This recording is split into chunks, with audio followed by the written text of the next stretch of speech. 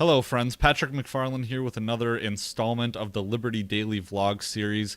Today, I wanted to continue to impress why War and Peace is the most important issue, I think, that faces the libertarian movement, and it has always been that way.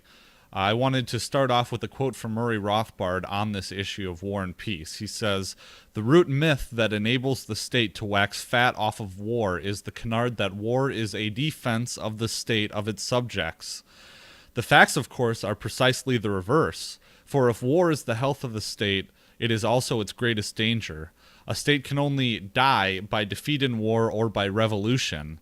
In war, therefore, the state frantically mobilizes the people to fight for it against another state, under the pretext that it is fighting for them, the subjects, instead, for protection against another state." And he touches on conscription later on in this paper, saying, "A final word about conscription. Of all the ways in which war aggrandizes the state, this is perhaps the most flagrant and most despotic, but the most striking fact about conscription is the absurdity of the arguments put forward on its behalf.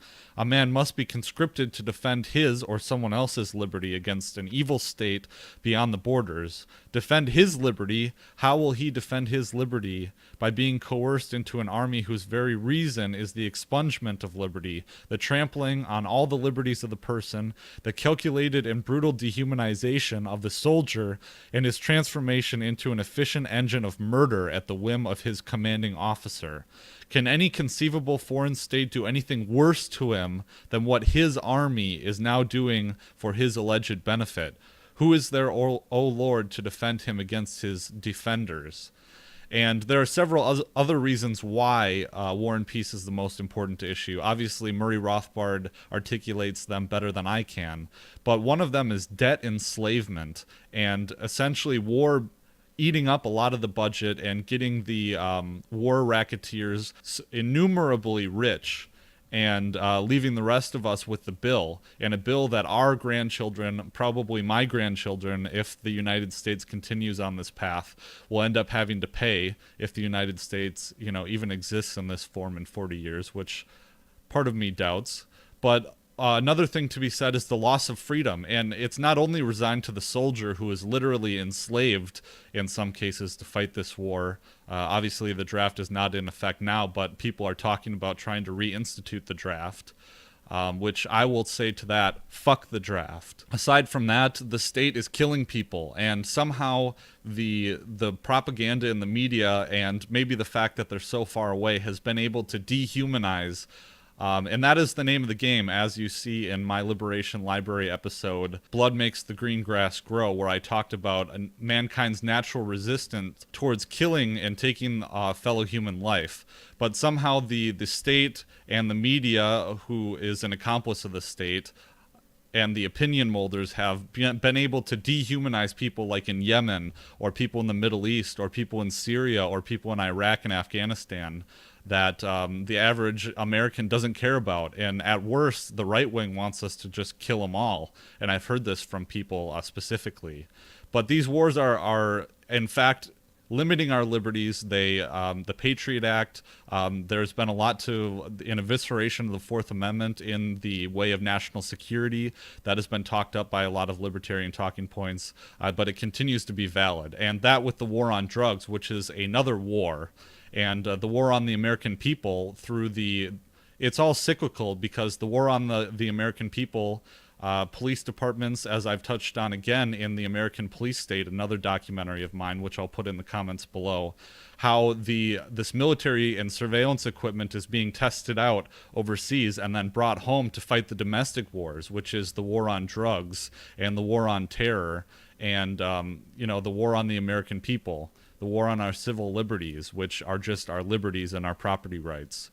And so I just wanted to continue to impress that war is the most important issue, and it is an issue that we should be winning, and an issue that we should be able to get the left and the right on board with, because it's murder.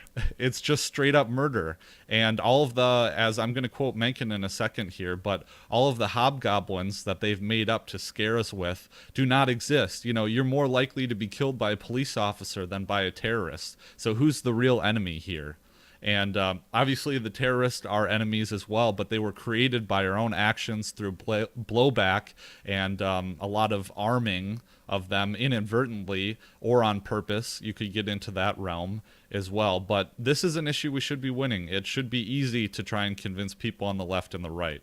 But people on the left don't care about war. They stopped caring as soon as Obama got elected. And now, surprisingly, they care more about Trump saying mean things than they do about Trump actually killing brown people in the Middle East. And they should care. And, those on the right who claim to be fiscally conservative, well, look at how much the wars cost. And they should focus on our loss of liberty here at home. We're resigned to be groped by the TSA, and it's getting to the point now where police officers can stop you for any reason. Almost, there's always a wiggle room, and the exclusionary rule in evidence, where if they obtain evidence illegally, is being eviscerated for utilitarian purposes and pragmatic purposes, and it's all to get the drugs or find the terror, and it's turning this nation into a police state. But to close up this Liberty Daily vlog, I wanted to end with the words of H.L. Mencken, and that is, the whole aim of practical politics is to keep the populace alarmed and hence clamorous to be led to safety by menacing it with an endless series of hobgoblins, all of them imaginary. And I chose hobgoblins because Alex Jones has used the pot-bellied hobgoblins, and I think that's amusing. But this rings true. All they try and do is scare us, and what we need to do is have faith in ourselves, have faith in our individual spirit, and be rugged individualists. We can take care of ourselves. We can enforce our own liberty, and we can do it voluntarily. And that is what the message is of voluntarism and anarcho-capitalism and peace, liberty, and property rights is all about. So let's keep in mind that war is always the most important issue. It's one that we should be winning, but let's press for liberty and be paragons on all fronts. So I hope you enjoyed this. Please subscribe, rate, review, give me a like on Facebook, subscribe to my BitChute channel, YouTube, with the link in the comments below. Hit the bell icon and do your part to spread this message. Get a webcam or start writing blogs or start a website or something like that. This is a battle we can win, and by fighting through peace on the internet, trying to spread the messages of liberty, I think we can set brush fires in the hearts and minds of men. And keep your eye out for an interview I'm releasing tomorrow with the great meme lord Mance Raider. Really looking forward to that. It's been a long time coming, but it will be out tomorrow. So thanks everyone. Patrick McFarland, Liberty Daily Vlogs. Check you later.